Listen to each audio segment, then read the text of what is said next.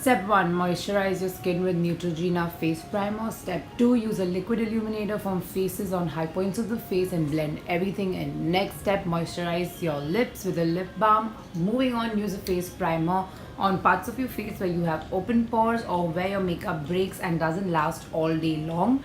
I'm going to use it on my cheeks and around my laugh lines. That's my problem areas. I'm going to then use a color corrector. I'm using the Master Camo by Maybelline underneath my eyes and around my mouth where I have the maximum pigmentation, darkness and veins showing. I'm applying it directly from the tube, but then I will use my fingers to pat it in. You can even use a beauty blender. We want to pat it in to make sure that it doesn't move, because if it moves then the correction is not going to work for you. Moving on, I'm going to use my Fit Me Maybelline foundation with my Lakme CC cream in beige. Mixing both of them together makes a great day lightwear foundation for me. And I'm going to dot it all over my face and then use a synthetic brush in stippling motions, which is press, lift, press, lift, press, lift, stippling motions all over my face, making sure that the product is getting distributed and blended evenly everywhere. I will also use long strokes in between to move the product around, but I'll go back to stippling motions and back and forth. So you have to do a little bit of back and forth. I'm going to then take a concealer. I think it's called the Age Rewind Concealer from Maybelline, and I'm going to use it underneath my eyes and around my mouth where I use the orange correction. This is for extra coverage, extra concealing, and using the same foundation brush, I'm going to pat it in. Whatever is left over, I will use it over my eyelids. And then to set everything in place, I'm going to use my Fit Me Compact on a small fluffy brush and pat the areas in really well where I have the correction and the concealing especially. I'm then using my bronzer from Essence on a fluffy brush and just gonna contour my nose ever so slightly. It looks very natural because this color is not too dark.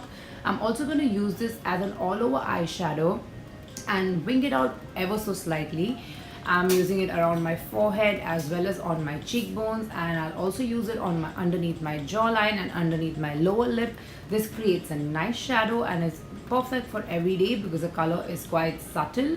I'm then using a matte blush from MAC. This blush is called Melba. It's a nice peachy warm color.